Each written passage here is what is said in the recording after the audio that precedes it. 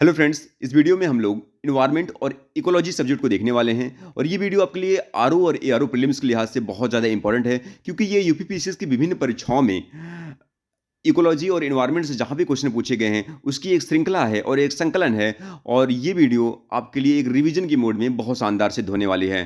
Friends आइए जल्दी जल्दी हम लोग यहाँ पे रिवीजन करते हैं। तो फ्रेंड्स पहला ये आपका क्वेश्चन है कि वातावरण की अवधारणा निर्भर करती है किस पे करती है?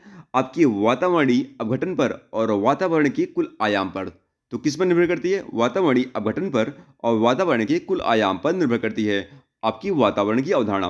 दूसरा है सतत विकास लक्ष्य हेतु 2030 तक प्राप्त करने का क्या लक्ष्य नहीं है? एसडीजी का 2030 तक क्या ऐसा लक्ष्य नहीं है? पहला है अंतरिक्ष अनुसंधान, ये लक्ष्य नहीं है आपके एसडीजी गोल में, अंतरिक्ष अनुसंधान नहीं आता। ठीक है। अब यह है कि भारत सरकार द्वारा पर्यावरण की संरक्षण अधिनियम पारित किया गया था। तो भारत सरकार द्वारा पर्यावरण संरक्षण अधिनियम कब पारित किया गया था? 1986 ईस्वी में। ठीक है। आगे चलते हैं। जैविक और अजैविक संगठनों के मध्य बिचौलिए का कार्य करता है। क्या करता है? आपका अवघटक जो होता है, अवघटक। ठीक है फ्रेंड। तो जैविक और अजैविक संगठनों के मध्य बिचौलिए का कार्य क्या करता है? आपका अवघटक करता है, यानी इसे बोलते हैं हम लोग वियोजक बोलते हैं। ठीक है। मानव क्रियाओं से प्रभावित होता है। तो मानव अगर कोई क्रिया करता है तो उससे क्या प्रभावित होगा? आपका वातावरण। जो वातावरण मतलब जो आपके आसपास चारों तरफ चीजें हैं वो प्रभावित होने वाली हैं। विश्व पर्यावरण दिवस कब मनाया जाता है? 5 जून को मनाया जाता है फ्रेंड्स। ठीक है। राजीव गांधी पर्यावरण पुरस्कार दिया जाता है श्रेष्ठ योगदान के लिए। किसकी योगदान के लिए? स्वच्छ प्रौद्योगिकी और विकास में। ठीक है। आगे बढ़ते हैं। प्रत्येक वर्ष दिए जाने वाला इंदिरा गांधी पर्यावरण पुरस्कार का आधार होता है। क्या होता है? पर्यावरण के क्षेत्र में सार्थक योगदान। ठीक है। आगे चलते हैं। ग्लोबल 500 पुरस्कार प्रदान किए जाते हैं किसके लिए? पर्यावरण प्रतिरक्षा के लिए फ्रेंड्स। ठीक है। इको मार्क उन भारतीय उत्पादों को दिया जाता है जो पर्यावरण के प्रति क्या होते हैं? मैत्रीपूर्ण होते हैं फ्रेंड्स। आगे बढ़ते हैं। पर्यावरण अनुकूल उपभोक्ता उत्पादों को चिन्हित करने के लिए सरकार ने आरंभ किया। क्या चिन्हित करने के लिए आरंभ किया? Eco mark. तो पर्यावरण अनुकूल उपभोक्ता उत्पादों को चिन्हित करने के लिए सरकार ने क्या आरंभ किया है? Eco mark. ठीक है फ्रेंड्स। विश्व पर्यावरण सुविधा का प्रारंभ हुआ था। कब हुआ था? 1991 में फ्रेंड्स। ठीक है। आगे बढ़ते हैं। ये है आपका जैवमंडल और आपके बायोम से यानी बायोस्फीयर और बायोम से संबंधित ये आपके क्वेश्चन जो पूछे गए हैं आपके यूपीपीसीएस में, उसको देखते हैं। ये मैचिंग क्वेश्चन है पहला। भाई जैवमंडल जो सिमलीपाल है ये कहाँ पे है? उड़ीसा में है। पंचमढ़ी कहाँ पे है? मध्य प्रदेश में है। नंदा देवी कहाँ पे है? उत्तराखंड में है। और नोकरी कहाँ पे है? ये मेघालय में फ्रेंड्स। ठीक है। आगे बढ़ते हैं हम लोग और ऐसे ऐसे हम लोग जल्दी जल्दी क्वेश्चन की हम लोग रिवीजन कर लेंगे। घटते उत्पादकता क्रम में जो आपका परतंत्र का जो सही क्रम क्या है इकोसिस्टम का? पहला है मैंग्रोव, फिर इसका घास का मैदान, फिर झील, फिर ये सागर। तो ये आपका घटते क्रम में है। ये आप कानो है, याद रखिएगा। ठीक है। आगे बढ़ते हैं फ्रेंड्स।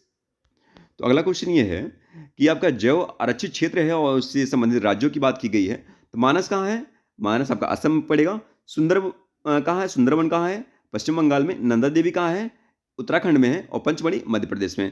फ्रेंड्स ये आपका मैचिंग क्वेश्चन जो है यूपीपीसीएस का फेवरेट क्वेश्चन है, मनपसंद क्वेश्चन है। ये आपके एग्जाम में बहुत ज़्यादा देखने को मिलने वाला है। ठीक है। तो इससे आप रिवीजन बहुत शानदार कर सकते हैं। एसडीजी 10 ये किससे संबंधित है? एसडीजी 10 सतत विकास लक्ष्य 10 जो है ये आपका असमानताओं में कमी से संबंधित है। और एसडीजी 13 किससे संबंधित है? जलवायु क्रिया यानी क्लाइमेट एक्शन से संबंधित है।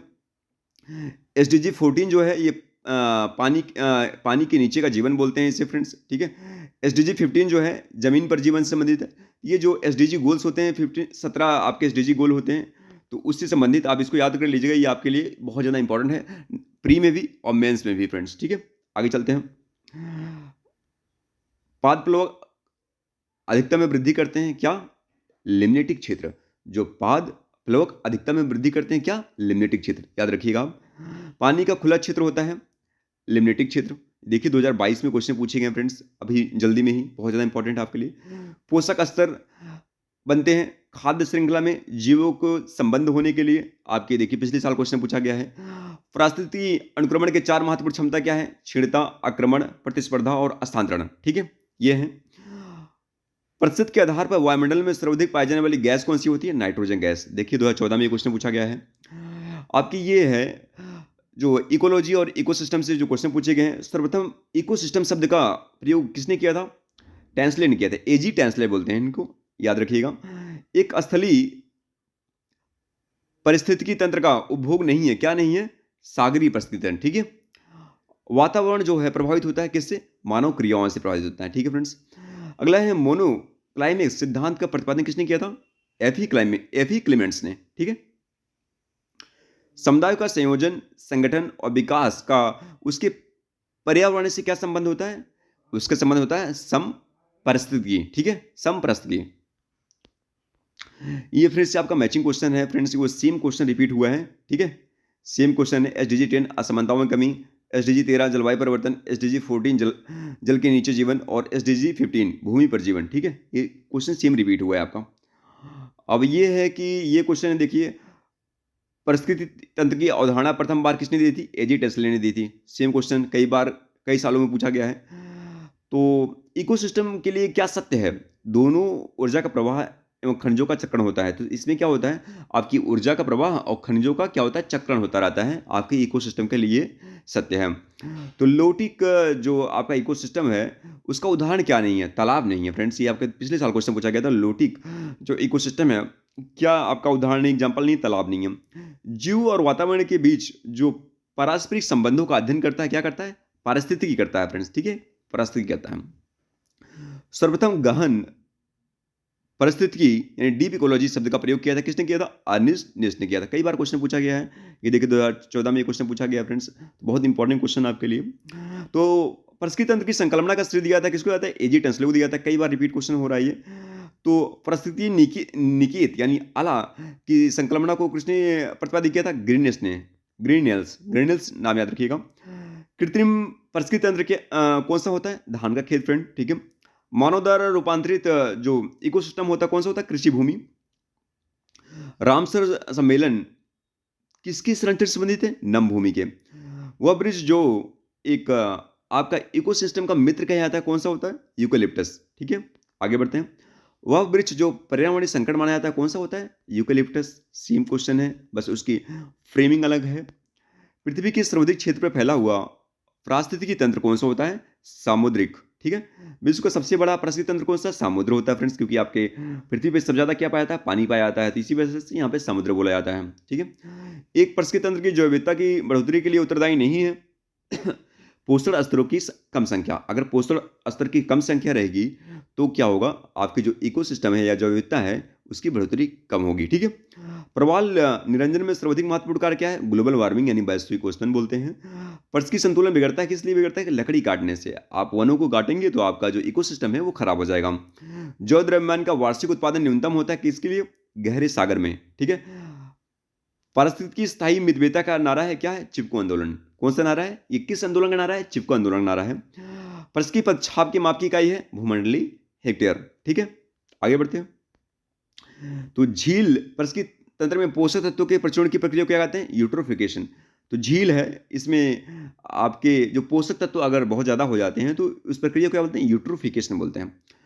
तो ये आपके इकोसिस्टम और ट्रांसमिशन ऑफ मटेरियल्स के बारे में बात हो रही है फ्रेंड्स, इसको देखने वाले हम लोग। तो वह प्रकृति प्रदेश जिसे बड़े शिकारों की भूमि के नाम से जाना जाता है कौन सा है? उष्णकटिबंधीय सवाना प्रदेश। ठीक है फ्रेंड्स, ये क्वेश्चन 2019 में पूछा गया था। जो परिस्थिति सबसे समृद्ध है उष्णकटिबंधीय क्षेत्र में। परिस्थिति तंत्र के जैविक घटकों में उत्पादक घटक कौन सा है? हरे पौधे हैं। परिस्थिति निकाय में ऊर्जा का प्राथमिक स्रोत क्या है? सौर ऊर्जा है। ठीक है फ्रेंड्स, आगे बढ़ते हैं। खाद्य श्रृंखला में मानव है प्राथमिक और द्वितीयक उपभोक्ता। परिस्थिति तंत्र में उच्च पोषण स्तर प्राप्त करता है सर्वाहारी को। परिस्थिति तंत्र में जैव अजैव जगत के बीच मध्यस्थता की भूमिका कौन करता है? वियोजक होता है फ्रेंड्स। जलीय पर्यावरण में डीडीटी सांद्रण के आकलन के आधार पर आहार श्रृंखला का स्तर अनुक्रम क्या होगा? जलपादप, घोंघा, मछली और पक्षी। ठीक है, याद रखिएगा। परिस्थिति तंत्र में तत्वों को चक्रण को कहते हैं, क्या कहते हैं? अगर कोई इकोसिस्टम में आपका ऐसे चक्रण कर रहा है तो उसे क्या बोलते हैं? जैव भू रासायनिक चक्र। ठीक है, सौर ऊर्जा में सबसे महत्वपूर्ण भूमिका किसकी होती है? ऑक्सीजन चक्र की होती है। ठीक है, आगे बढ़ते हैं। तो परिस्थिति तंत्र में ऊर्जा का पिरामिड कैसा होता है? सदैव सीधा होता है फ्रेंड। ठीक है, अधिकतम कुशलता पूर्वक सौर ऊर्जा को रासायनिक ऊर्जा में क्या प्रयोग करता है? क्लोरेला है जो फ्रेंड आपका सौर ऊर्जा को रासायनिक ऊर्जा में प्रयोग करता है। अपना भोजन अकार्बनिक पदार्थों से निर्मित करता है, क्या करता है? रबर का पौधा। जिस परिस्थिति तंत्र में पौधों का जैविक पदार्थ अधिकतम होता है वो कौन सा? उष्णकटिबंधीय वर्षावन। फ्रेंड्स आगे बढ़ते हैं। यहाँ पे प्रदूषण संबंधी कुछ क्वेश्चन पूछा गया। नॉक नी सिंड्रोम के प्रदूषण का कारण क्या होता है? फ्लोराइड्स होता है। रिंगलमैन स्केल का प्रयोग की घनत्वापन किया था धुआं के लिए। रिंगलमैन स्केल का प्रयोग देखिए 2021 में पूछा गया क्वेश्चन। वायु प्रदूषण का सूचक क्या है? लाइकेन है। वह देश जिसमें प्राकृतिक आर्सेनिक प्रदूषित जल मिलता है, बांग्लादेश। आर्सेनिक प्रदूषित जल। बीओडी यानी बायोलॉजिकल ऑक्सीजन डिमांड का मापक होता है जल में उपस्थित ऑक्सीजन का। तो बीओडी क्या मापते हैं? जल में उपस्थित ऑक्सीजन को। बायोडिग्रेडेबल प्रदूषक नहीं है। कीटनाशक जो होता है जैसे डीडीटी होता है उसको आपका बायोडिग्रेडेबल नहीं होता है, बायोडिग्रेडेबल नहीं होता है। अगला क्वेश्चन आपकी पूछा गया है, बायोलॉजिकल ऑक्सीजन डिमांड किसके लिए मानक मानदंड है? जलीय परिस्थिति तंत्र में प्रदूषण की जांच के लिए होता है। ठीक है, देखिए 2023 में पूछा गया क्वेश्चन है। जल रोकथाम अधिनियम को बनाया गया था 1974 में, 2023 में, पिछले साल। वायु प्रदूषण संबंधित नहीं है, यूट्रोफिकेशन। कोयला, पेट्रोल, डीजल आदि का दहन मूल सूत्र क्या है? वायु प्रदूषण। भारत के बड़े नगरों में वायु प्रदूषण सबसे बड़ा स्रोत क्या है? परिवहन खंड। बादल के जल और सल्फर डाइऑक्साइड के मध्य क्रिया के फलस्वरूप क्या होता है? अम्ल वर्षा होती है। फ्रेंड्स आगे बढ़ते हैं। भूमिगत जल को दूषित करने वाले अजैविक प्रदूषक कौन है? आर्सेनिक है। यदि जल प्रदूषण इसी गति से होता रहा तो अंततः क्या होगा? जलीय जीवन के लिए ऑक्सीजन अनुपलब्ध हो जाएंगे। ठीक है, निम्न डिग्रेडेबल प्रदूषक कौन माना जाता है? घरेलू वाहित मल। ठीक है, ये निम्न करणीय प्रदूषक माने जाते हैं, इसे हम डिग्रेडेबल प्रदूषक बोलते हैं। 80 डेसिबल से अधिक ध्वनि कहलाती है। खतरनाक ध्वनि प्रदूषण जो होता है 80 डेसिबल तक होती है। ठीक है, आपकी 45 डेसिबल तक की ध्वनि जो आपकी शांत ध्वनि 45 से 50 तक मानी जाती है। धूल प्रदूषण रोकने के लिए उपयुक्त वृक्ष कौन सा होता है? सीता अशोक। अधिकतम ध्वनि प्रदूषण का कारण क्या है? Jet engine. मानव जनित पर्यावरणीय प्रदूषण कहलाता है क्या होता है? एंथ्रोपोजेनिक। जैव अपघटनीय प्रदूषक सीवेज होता है। फ्रेंड्स आगे बढ़ते हैं। तो फ्रेंड अगला क्वेश्चन है कि वाहनों से निकलने वाली हानिकारक गैसों को नियंत्रित करने के लिए क्या बनाया गया? यूरो नॉर्म्स बनाया गया है। न्यूनतम पर्यावरण प्रदूषण उत्पन्न करता है क्या? हाइड्रोजन। उर्वरक के अत्यधिक प्रयोग से क्या होता है? मृदा, जल और वायु प्रदूषण होता है। ठीक है, भारत का सर्वाधिक प्रदूषित नगर कौन सा है? IQ एयर के अनुसार 2019 में गाजियाबाद था। ठीक है, स्वचालित वाहनों में निर्वातक सबसे अविषैला धातु प्रदूषक क्या होता है? जो आपका स्वचालित वाहन है उसमें निर्वातक सबसे अविषैला धातु प्रदूषक क्या? लेड होता है। क्या होता है? लेड होता है। याद रखिए, बहुत बार क्वेश्चन पूछा गया है, इसमें 2006 में है और भी कई जगह ये क्वेश्चन पूछे गए हैं। फ्रेंड्स ठीक है, जैव निम्नकरणीय क्या होता है? सीवेज। प्रदूषक संकेतक पौधा कौन सा होता है? लाइकेन का पौधा होता है। वायु प्रदूषक के लिए जैविक सूचक का कार्य क्या करता है? लाइकेन। इसी ये क्वेश्चन देख रहे कई जगह पूछा गया है, तो इंपॉर्टेंट क्वेश्चन है फ्रेंड। तो रुधिर वर्षा कहाँ होती है? किस देश में? इटली में होती है। प्रदूषण युक्त वायुमंडल को स्वच्छ किया जाता है, किससे किया जाता है? वर्षा द्वारा। किस जलीय क्षेत्र में बीओडी की अधिकता संकेत देती है? सीवेज से प्रदूषित हो रहा है। जैविक मरुस्थल कहते हैं किसको? दामोदर नदी को कहते हैं। फ्रेंड्स आगे बढ़ते हैं। कार्बन मोनोऑक्साइड किस लिए है? किसको प्रभावित करती है? लीवर और किडनी को क्षति पहुंचाती है। नाइट्रोजन के ऑक्साइड कैंसर को। धूल के कण श्वास संबंधी रोग। शीशा को आपका केंद्रीय नर्वस सिस्टम। ठीक है, शीशा केंद्रीय नर्वस सिस्टम। धूल कण श्वास संबंधी रोग। नाइट्रोजन का oxide cancer. Carbon monoxide liver, kidney. Friends ये क्वेश्चन बहुत ज़्यादा इंपॉर्टेंट है आपके लिए। ठीक है, ऊर्जा का वह रूप जिसमें प्रदूषण की समस्या नहीं होती, कौन सा रूप है? सौर ऊर्जा। तो NAQI से तात्पर्य क्या है? National air quality index. National air quality index. ठीक है, झीलों में पोषक तत्व की प्रचुरता कहलाती है यूट्रोफिकेशन। झीलों में पोषक तत्व की प्रचुरता कहलाती है क्या? यूट्रोफिकेशन। आगे बढ़ते हैं फ्रेंड्स। तो जैव विविधता और उसके संरक्षण संबंधी क्वेश्चन को देखते हैं। पहला क्वेश्चन है, तो सतपुड़ा राष्ट्रीय उद्यान कहाँ स्थित है? सतपुड़ा राष्ट्रीय उद्यान में स्थित है क्या? धूपगढ़ चोटी। ठीक है, भारत में एक जैव विविधता का हॉटस्पॉट है, कौन सा है? पश्चिमी घाट। वह पदार्थ जो जैव निम्नकरणीय है, कौन सा है? उन है। तो वह वृक्ष जो पर्यावरण के लिए खतरा है, कौन सा है? यूकेलिप्टस। भारत में जैव विविधता का हॉटस्पॉट क्या है? भारत म्यांमार क्षेत्र। एक बायोस्फीयर रिजर्व जो भारत के 3 राज्यों में फैला हुआ, कौन सा है? नीलगिरी है। खाद्य श्रृंखला में जैविक आवर्धन का कारण क्या होता है? कीटनाशक होता है। फ्रेंड्स आगे बढ़ते हैं हम लोग। फ्रेंड्स हम जल्दी रिवीजन कर रहे हैं, तो क्योंकि आपका एग्जाम का जो टाइम है 11 फरवरी, बहुत 10 दिन बचा हुआ है, तो यहाँ पे हम लोग जल्दी सारे सब्जेक्ट को यहाँ पे देखना है और रिवीजन करना है। तो ये वीडियो आपके लिए बहुत ज़्यादा इंपॉर्टेंट है। तो अगर आप चैनल पर नए आए हैं तो वीडियो को लाइक करिएगा और चैनल को सब्सक्राइब करिएगा आप। ठीक है, आगे चलते हैं। वह जीव समूह जिसकी सर्वाधिक जैव विविधता पाई जाती है, कौन सा है? कवक। कवकों की सबसे अधिक जैव विविधता पाई जाती है। जैव विविधता के ह्रास के लिए सर्वाधिक महत्वपूर्ण कारक क्या है? प्राकृतिक वास का विनाश। भारत का बायोडाइवर्सिटी हॉटस्पॉट नहीं है, क्या नहीं है? विंध्यन। जैव विविधता के संदर्भ में हॉटस्पॉट माना जाता है अंडमान निकोबार द्वीप समूह को, आपको हॉटस्पॉट माना जाता है, ठीक है। भारत में पाए जाने वाला हॉटस्पॉट कौन सा है? पूर्वी हिमालय श्रृंखला और पश्चिमी घाट, ठीक है, ये आपका हॉटस्पॉट माना जाता है, ठीक है। हॉटस्पॉट एक ऐसे क्षेत्र को बोला जाता है जहां पे जैव विविधता तो होती है, लेकिन साथ पे उसमें संकट के बादल भी छाए रहते हैं कि उसके जैव विविधता पे खतरा भी का मंडरा रहा है, तो उसको हम लोग हॉटस्पॉट क्षेत्र घोषित कर देते हैं। भारत में जैव विविधता की दृष्टि से संतृप्त क्षेत्र कौन सा है? पश्चिमी घाट। सर्वाधिक जैव विविधता पाई जाती है शांत घाटी में। विलुप्ति के संकट से ग्रस्त जीव जंतुओं संबंधी कौन सा है? Red data book. फ्रेंड्स आगे बढ़ते हैं। भारतीय संसद द्वारा जैव विविधता अधिनियम पारित किया गया दिसंबर 2002 में। राष्ट्रीय जैव विविधता अथॉरिटी का मुख्यालय चेन्नई में है। जैव विविधता से अधिकतम संकट किसको हो रहा है? प्राकृतिक निवास और वनस्पति विनाश से। जैव विविधता के ह्रास का मुख्य कारण क्या है? प्राकृतिक आवासीय विनाश होता है। ब्रह्म कमल प्राकृतिक रूप से पाया जाता है, कहाँ पाया जाता है? फूलों की घाटी में। संयुक्त राष्ट्र के जैव विविधता दशक के रूप में किसे घोषित किया गया? किस वर्ष को घोषित किया है? 2011 से 2020 का जो ये आपका 10 साल है, इसे हम लोग जैव विविधता दशक घोषित करते हैं। ग्रीन हाउस गैस और उनका प्रभाव बात करते हैं। वायुमंडल में उपस्थित गैस के कारण जो पीतल होता है फीका पड़ जाता है। कौन सी गैस होती है वो जो पीतल फीका पड़ जा रहा है? Hydrogen sulphide. हरित गृह गैस नहीं है, तो आर्गन गैस आपका ग्रीन हाउस गैस नहीं है। आगे चलते हैं फ्रेंड्स। नेक्स्ट क्वेश्चन है, एक भौगोलिक इकाई जो पानी को इकट्ठा करती है और भंडारण करती है और पानी छोड़ती है, कौन सा है? जल विभाजक। धुआं में आंखों को प्रभावित करने वाली शक्तिशाली उत्तेजक कौन सा है? पैन होता है फ्रेंड्स, पैन। ये इसे हम लोग सेकंड प्रदूषक बोलते हैं। इसे बोलते हैं पेरोक्सीटाइल नाइट्रेट बोलते हैं, PN बोलते हैं, ठीक है। धान के खेत में और दीमक की बॉम्बे से उत्सर्जित होता है मीथेन। तो धान के खेत में क्या होता है? मीथेन गैस होती है। तो आपके ग्रीन हाउस इफेक्ट्स यानी हरित गृह प्रभाव से क्या होगा? वैश्विक ताप में वृद्धि, तो ग्लोबल वार्मिंग में वृद्धि हो रही है। ग्लोबल वार्मिंग को कम करने हेतु प्रयत्न करने के लिए देशों के बीच एक समझौता हुआ था, क्योटो प्रोटोकॉल। कब लागू हुआ? 2005 में, ठीक है। ग्रीन हाउस गैस में शामिल नहीं है हाइड्रोजन गैस, आपका ग्रीन हाउस गैस नहीं है फ्रेंड्स, ठीक है। आगे चलते हैं। हरित गृह प्रभाव से वातावरण में परिवर्तन होता है। वायुमंडल में कार्बन डाइऑक्साइड की सांद्रता बढ़ जाती है। पर्यावरण में ग्रीन हाउस प्रभाव में वृद्धि होती है, किस कारण होती है? कौन सी गैस होती है? कार्बन डाइऑक्साइड के कारण। हरित गृह प्रभाव मुख्यतः घटित होता है किसके लिए? वायुमंडल में कार्बन डाइऑक्साइड के कारण। एक ग्रीन हाउस गैस नहीं है कौन सा नहीं है? सॉरी, हाइड्रोजन और ऑक्सीजन। सर्वाधिक तापमान उत्पन्न करने में योगदान नहीं करता, क्या नहीं करता? सल्फर और नाइट्रोजन की ऑक्साइड। वैश्विक तापमान के लिए सर्वाधिक उत्तरदायी गैस कौन सी है? कार्बन डाइऑक्साइड और मीथेन। भूमंडलीय तापमान का कारण क्या है? कार्बन डाइऑक्साइड में वृद्धि। फ्रेंड्स आगे चलते हैं। वायुमंडल में मीथेन उत्सर्जन का एक स्रोत है आर्द्र भूमि। ग्रीन हाउस गैसों में वह गैस जिसके द्वारा ट्रोपोस्फीयर में ओजोन प्रदूषण नहीं होता, कौन सा गैस है? Carbon monoxide. ग्रीन हाउस गैसों के उत्सर्जन में जिस देश का सर्वाधिक योगदान है, कौन सा देश का? चीन का। विश्व की हरित गृह गैसों में भारत का अधिभाग कितना है?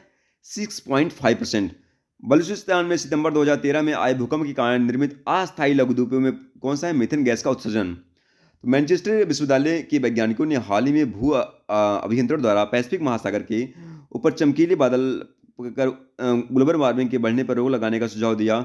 इसकी पूर्ति के लिए वातावरण में क्या छिड़का गया? सिल्वर लवण। तो इसमें फ्रेंड्स सिल्वर आयोडाइड का छिड़काव किया जाता है। कृत्रिम वर्षा के लिए किया जाता है सिल्वर आयोडाइड का छिड़काव। ये जलवायु परिवर्तन उससे संबंधित कुछ क्वेश्चन है, बहुत इंपॉर्टेंट क्वेश्चन फ्रेंड। पृथ्वी का वायुमंडल मुख्यतः तप्त है। दीर्घ तरंग स्थलीय विकिरण द्वारा आपका जो पृथ्वी का वायुमंडल है वो गर्म होता है। जलवायु परिवर्तन पर अंतर शासकीय पैनल को स्थापित किया गया 1988 में आपका अंतर सरकारी पैनल गठित हुआ है। तो जलवायु परिवर्तन का क्रायोजेनिक संकेतक प्राप्त किया जाता है आइस कोर से। तो आर्थिक सर्वेक्षण में पहली बार धारणी विकास और जलवायु परिवर्तन पर जो नवीन अध्याय जोड़ा गया, कब? 2011-12 में। ग्रीन हाउस गैस, ओजोन परत का क्षरण और प्रदूषण, ये सभी कारण है जलवायु परिवर्तन की। भारत की जलवायु परिवर्तन पर प्रथम राष्ट्रीय क्रिया योजना प्रकाशित करती हुई 2008 में। फ्रेंड्स आगे बढ़ते हैं। भारत की राष्ट्रीय जलवायु परिवर्तन का कार्य योजना की 8 मिशनों में क्या शामिल नहीं है? नाव की शक्ति। औद्योगिक देशों के समूह में क्योटो प्रोटोकॉल को स्वीकार नहीं किया था संयुक्त राज्य अमेरिका में। आगे चलते हैं। ओजोन क्षरण और नियंत्रण हो तो अंतर्राष्ट्रीय प्रयासों की बात करते हैं। तो डॉप्सन इकाई में क्या मापा जाता है? सॉरी फ्रेंड, डॉप्सन इकाई में ओजोन सांद्रता मापी जाती है। विश्व ओजोन दिवस कब मनाया जाता है? 16 सितंबर को। प्रकाश रासायनिक धुंध सदैव होता है ओजोन। आगे बढ़ते हैं फ्रेंड। ओजोन परत की मोटाई मापी जाती है किस में? डॉप्सन इकाई में। ऊपरी वायुमंडल की ओजोन परत का क्षरण क्यों हो रहा है? क्योंकि उसमें क्या है? क्लोरोफ्लोरोकार्बन गैस के कारण हो रहा है क्षरण। सूर्य के प्रकाश से पराबैंगनी किरण अपक्रिया पैदा करती है। क्या? ओजोन, ठीक है। जो सूर्य के प्रकाश से कौन-सी पराबैंगनी विकिरण अपक्रिया पैदा करती है, तो इससे पराबैंगनी क्या प्रभावित होती है? ओजोन जो आपकी परत है, वो प्रभावित होती है फ्रेंड। समतामंडल में ओजोन के स्तर को प्राकृतिक रूप से विनियमित किया जाता है नाइट्रस ऑक्साइड के द्वारा, ठीक है। तिब्बत पठार के ऊपर सन 2005 में ओजोन जो आभामंडल है, यानी ओजोन हैलो का पता लगाया था, किसने लगाया था? जी.डब्ल्यू. केंट मोरे ने। वायुमंडल में उपस्थित ओजोन द्वारा अवश्य किया था क्या? पराबैंगनी विकिरण। ओजोन परत के क्षयीकरण का मुख्य कारण क्या है? Chlorofluorocarbon gas. फ्रेंड्स आगे चलते हैं। सर्वप्रथम अंटार्कटिका के ऊपर ओजोन क्षेत्र का पता लगाया था किसने? ब्रिटिश टीम ने। औद्योगिक उत्पादन में ओजोन क्षरण करने वाली गैस उत्सर्जन नहीं होती, कौन सी होती? आधुनिक रेफ्रिजरेटर। ओजोन परत की छिड़ता के लिए उत्तरदायी नहीं है क्या? विलायक के रूप में प्रयुक्त मिथिल मिथिल क्लोरोफॉर्म। ओजोन जिस सीमा में सूर्य विकिरण का अवशोषण करता है, वह सीमा कौन सी होती है? 240 से लेकर 280 nm तक, ठीक है। ध्रुव के ऊपर ओजोन क्षेत्र का अधिकतम मान कितना होता है? अक्टूबर नवंबर के मध्य होता है। फ्रेंड्स आगे चलते हैं। वन और वन्यजीव संरक्षण की बात करते हैं। तो भारत की वन सर्वेक्षण 2021 के अनुसार वन अरण्य में सर्वाधिक वृद्धि दर्ज की गई, कहाँ की गई? आंध्र प्रदेश में। मैंग्रोव, वह मैंग्रोव क्षेत्र जो गोदावरी नदी की डेल्टा पर स्थित कौन सा है? कोरिंगा जो मैंग्रोव क्षेत्र है। रामसर आर्द्रभूमि स्थल जो भारत के किसी भी राज्य में स्थित है, कौन सा है?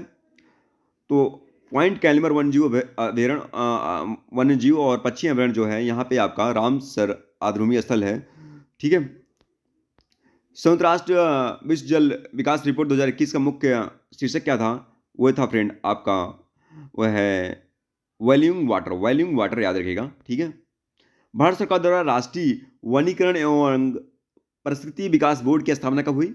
1992 में। कई बार ये क्वेश्चन पूछा गया फ्रेंड, ठीक है। तो हंगुल नाम का हिरण कहाँ पाया जाता है? जम्मू कश्मीर में। रेगिस्तान में आवास करने वाला जानवर कहलाता है मरुद जानवर। राष्ट्रीय उद्यान में आनुवांशिक विविधता का रखरखाव किया जाता है किस? इंस्टीट्यूट संरक्षण द्वारा। तो फ्रेंड्स वन हार्स का मुख्य कारण क्या है? कृषि विकास। भारत में वन संरक्षण अधिनियम कब पारित हुआ? 1980 में। फ्रेंड्स आगे बढ़ते हैं। मृदा क्षरण को रोका जा सकता है किससे? वन आवरण से। परिस्थिति संतुलन बनाए रखने में मदद नहीं करता, क्या नहीं करता? वनों को काटना, ठीक है। आगे बढ़ते हैं। अंतर्राष्ट्रीय टाइगर दिवस मनाया जाता है 29 जुलाई को। भारत का वन्य जीव संस्थान अवस्थित है देहरादून में। विश्व वन्य जीव दिवस मनाया जाता है 3 मार्च को। संरक्षित कच्छ वन क्षेत्र कौन सा है? गोवा में। नेपाल और भारत में वन्य जीव संरक्षण प्रयासों के रूप में सेब नामक एक नया संगठन प्रारंभ किया। सेब का उद्देश्य क्या है? गिद्ध का संरक्षण करना, ठीक है। वृक्ष रोपण में विशेषता रखता है क्या? वल्लापराई नगर वृक्ष रोपण में विशेषता रखता है। बहुउद्देशीय वाले वृक्षों के रोपण को प्रोत्साहित करता है सामाजिक वानिकी। वह ड्रग जो गिद्धों की समष्टि में हार्स के लिए उत्तरदायी रिपोर्ट की गई, कौन सी है? Diclofenac sodium. आगे बढ़ते हैं। विश्व के वन्य जीव भारत में पाए गए हैं 5%। वह राज्य जहां की जनजातीय महिलाओं ने पेड़ काटने वालों के खिलाफ सामाजिक बहिष्कार की सर्वोत्तम घोषणा की, कौन सा राज्य? हिमाचल प्रदेश। वनों की कटाई पर प्रतिबंध लगाने वाला विश्व का प्रथम देश कौन सा है? नॉर्वे है। भारत सरकार द्वारा जो टाइगर जो प्रोजेक्ट शुरू किया, कब किया गया? 1973 में, ठीक है। द ग्रेट इंडियन बस्टर्ड जो एक विलुप्त प्राय पक्षी की प्रजाति है, आजकल भारत में पाया जाता है। कहाँ पाया जाता है? राजस्थान राज्य में। फ्रेंड्स आगे चलते हैं। अभयारण्य और जैव मंडल रिजर्व संबंधी क्वेश्चन है। नल सरोवर पक्षी अभयारण्य कहाँ है? आपका ये फ्रेंड्स गुजरात में पड़ेगा। कहाँ पे? गुजरात में पड़ेगा। ग्रेट इंडियन बस्टर्ड के कृत्रिम प्रजनन के लिए स्थापित किया गया संरक्षण प्रजनन केंद्र कहाँ है? जैसलमेर में।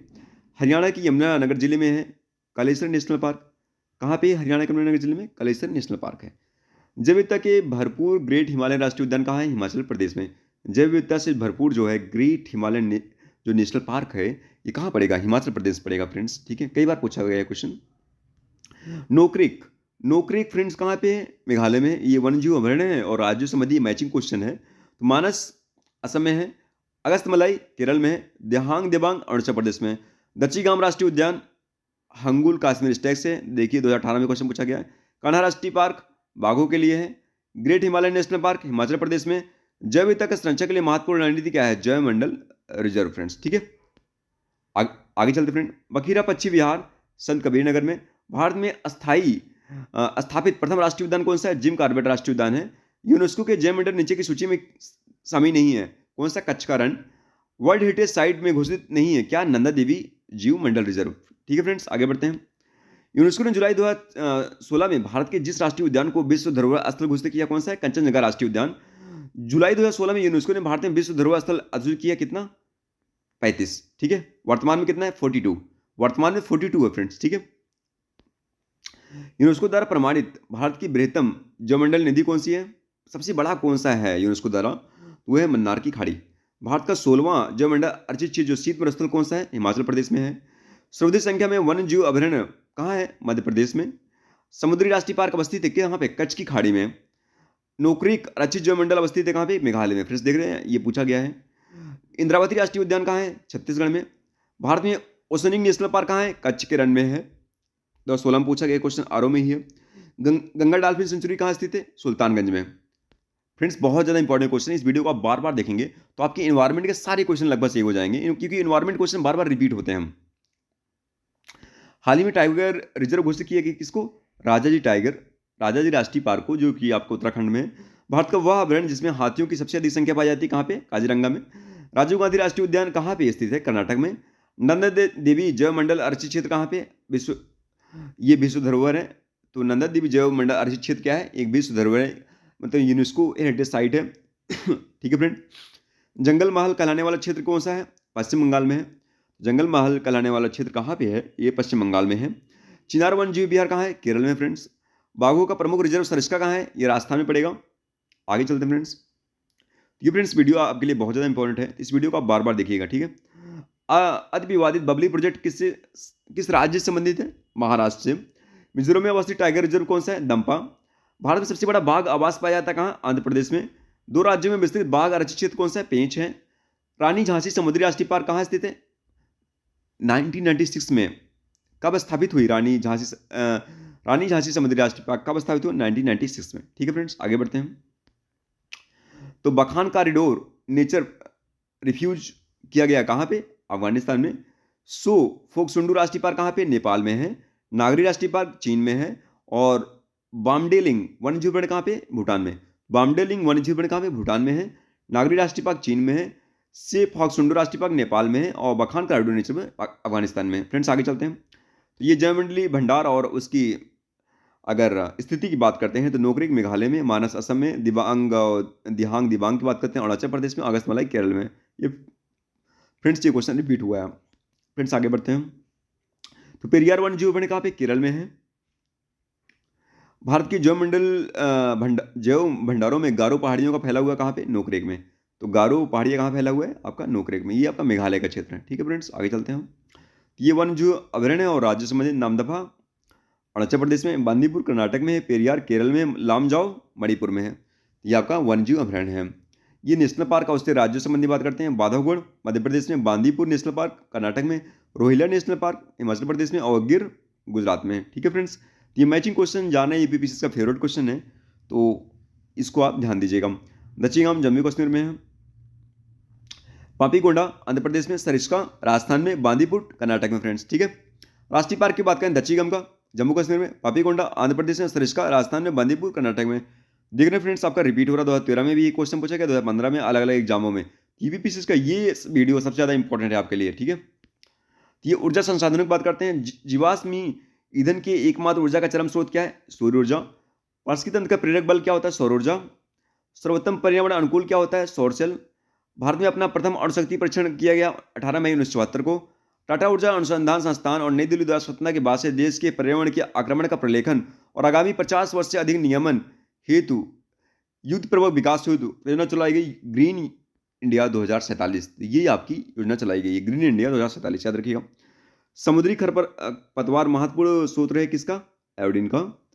फलीदार पौधों में पेट्रोपादप भी होता है क्या? कारेज का। बायोडीजल पौधा है क्या? रतनजोत। फ्रेंड्स आगे चलते हैं। शक्ति का खाद दोनों हो सकता है, बायोगैस संयंत्र। देश का प्रथम पूर्ण रूप से जैविक राज्य कौन सा है? सिक्किम हुआ है। जीवाश्म ईंधन में से स्वच्छ ईंधन कौन सा? प्राकृतिक गैस। न्यूनतम पर्यावरण प्रदूषण उत्पन्न करता है क्या? हाइड्रोजन। ठीक है फ्रेंड्स, आगे बढ़ते हैं। तो अगला क्वेश्चन ये है आपका, जो है पर्यावरण संरक्षण संबंधित जो विभिन्न राष्ट्रीय और अंतर्राष्ट्रीय संगठन की बात करते हैं, तो उसको देख लेते हैं हम लोग जल्दी जल्दी। तो पर्यावरणीय क्षति का कारण नहीं है सहज रहन-सहन का प्रतिरूप। अगर आप सही से चीज़ों को करेंगे, सहज रहन-सहन का जो प्रतिरूप होता है इंसानों का, उसकी वजह से आपका पर्यावरण क्षरण नहीं होता है। कार्बन क्रेडिट की अवधारणा कहाँ पे हुई थी?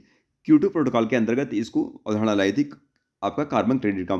भारत सरकार द्वारा पर्यावरण संरक्षण अधिनियम कब पारित हुआ? 1986 में। फ्रेंड्स आगे चलते हैं। तो वन संरक्षण अधिनियम 1980 में, पर्यावरण संरक्षण अधिनियम 1986 में, वायु प्रदूषण अधिनियम कब आया? 1981 में, और जल प्रदूषण अधिनियम 1974 में। ठीक है, आगे चलते हैं। केंद्रीय पर्यावरण, वन और जलवायु परिवर्तन मंत्रालय भारत सरकार ने डॉल्फिन डे मनाने की घोषणा की 5 अक्टूबर को। भारत सरकार द्वारा पर्यावरण संरक्षण अधिनियम का पारित किया गया 1986 में। रियो शिखर सम्मेलन 1992 का एजेंडा 21 संबंधित है सतत विकास से। भारत में पर्यावरण मंत्रालय स्थापित किया गया 1985 में। भारत में पर्यावरण संरक्षण अधिनियम पारित हुआ 1986 में। चिपको आंदोलन संबंधित है पादप संरक्षण से। और राष्ट्रीय पर्यावरण अभियंत्रिकी शोध संस्थान नीरी जिसे बोलते हैं, कई बार क्वेश्चन पूछा गया फ्रेंड, ये कम से कम 10 बार पूछा गया अलग अलग एग्जामों में, तो ये क्वेश्चन आपके लिए इंपॉर्टेंट है। नीरी राष्ट्रीय पर्यावरण अभियंत्रिकी शोध संस्थान नागपुर में है। तो प्राकृतिक संसाधनों के उपयोग के संदर्भ में अंतर पीढ़ीगत संवेदनशीलता घटना कौन सी कहलाती है? अस्थायी विकास की। ठीक है फ्रेंड्स, आगे चलते हैं। इंडियन इंस्टीट्यूट ऑफ इकोलॉजी और एनवायरनमेंट कहाँ पे स्थित है? नई दिल्ली में। भारतीय वनस्पति शोध संस्थान लखनऊ में। भारतीय वन्य जीव संस्थान देहरादून में। फ्रेंड्स, उत्तर प्रदेश में वन महोत्सव सप्ताह मनाया जाता है 1 जुलाई से 7 जुलाई। आगे चलते हैं फ्रेंड्स। तो आर्द्रभूमि और राज्यों की बात करते हैं।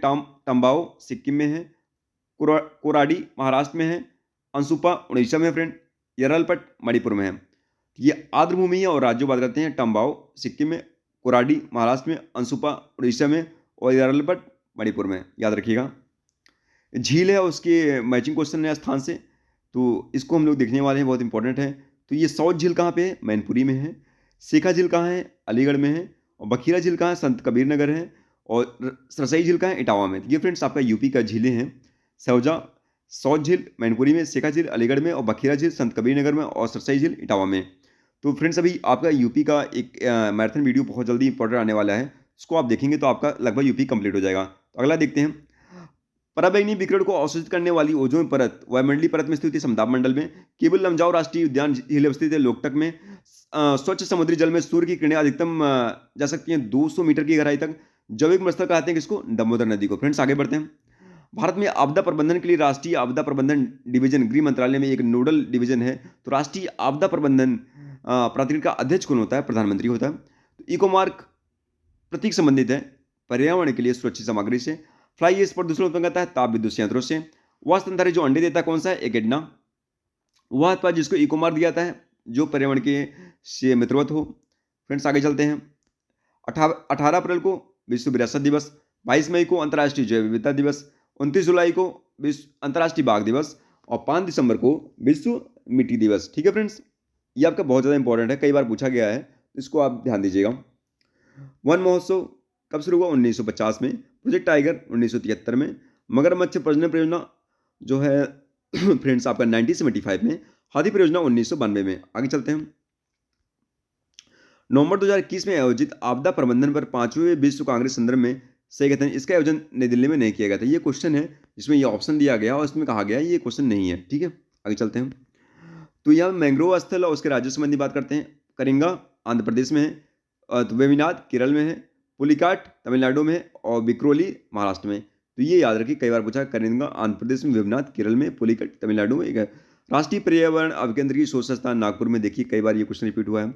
वह तंत्र जिसमें पर्यावरण के जैविक और अजैविक कारक अंतर संबंधित कौन सा है? पारिस्थितिकी तंत्र यानी इकोसिस्टम। हाइड्रोपोनिक संबंधित है मृदा रहित पादप संवर्धन के लिए। फ्रेंड्स आगे चलते हैं। तो यहाँ पे अगला क्वेश्चन है, विश्व वेटलैंड दिवस कब मनाया जाता है? 2 फरवरी को। जल लवणता प्रवणता को दर्शाता है क्या? हेलोक्लाइन शब्द। ये शब्द आपका जल लवणता प्रवणता को दर्शाता है, हेलोक्लाइन शब्द। ठीक है फ्रेंड्स, 2015 में ये क्वेश्चन पूछा गया है। हरिकेन द्वारा क्षति को मापने के लिए किया जाता है सॉफिर सिम्पसन मापक। ठीक है, जैव उर्वरक के रूप में प्रयोग होने वाली सूक्ष्मजीवी कौन सा? साइनोबैक्टीरिया। हिस्टोथर्म पौधे हैं जो उगते हैं किसके लिए? बहुत कम ताप पर। जैव विविधता संरक्षण और प्रदूषण का निरोध और नियंत्रण और निर्धनता को हटाने में ये तीनों सहायक हैं क्या? सतत विकास लक्ष्य। 50 से अधिक देशों द्वारा समर्थित संयुक्त राष्ट्र का मौसम परिवर्तन समझौता जो है यानी UNFCCC जो है कब लागू हुआ? 21 मार्च 1994 में।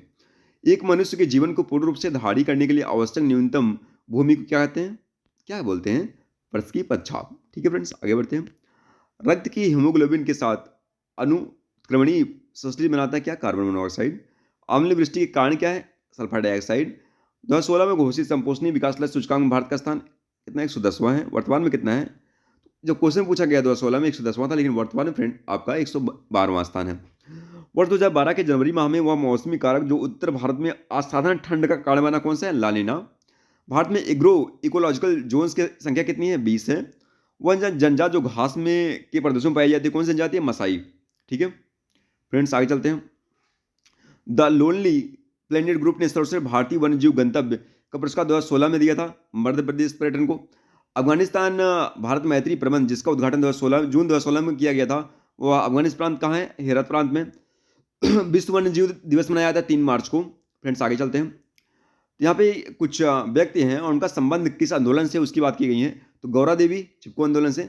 जो जो पारिस्थितिकी है यानी इकोसिस्टम है जो शब्द है इसको एजी टेंसले ने दिया था। और ग्लेशियोलॉजी शब्द है, ये ग्लेशियर्स निकला है। और पृथ्वी दिवस का मनाया जाता है 22 अप्रैल को मनाया जाता है। ठीक है फ्रेंड्स, ये मैचिंग क्वेश्चन यूपीपीएससी का फेवरेट क्वेश्चन है फ्रेंड, तो इसको आप ज़्यादा ध्यान दीजिएगा। तो कार्टेजोना प्रोटोकॉल बायोसेफ्टी से संबंधित है। स्टॉकहोम सम्मेलन अनवरत जैविक प्रदूषण से संबंधित है। और मॉन्ट्रियल प्रोटोकॉल ओजोन परत से है। और क्योटो प्रोटोकॉल आपका हरित गृह प्रभाव यानी ग्रीन हाउस इफेक्ट संबंधित है। फ्रेंड्स, अगला क्वेश्चन देखते हैं। तो वन जीव संरक्षण अधिनियम कब पारित हुआ, 1972 में। प्रोजेक्ट टाइगर 1973 में। प्रोजेक्ट हाथी 1992 में। और जैव विविधता अधिनियम 2002 में।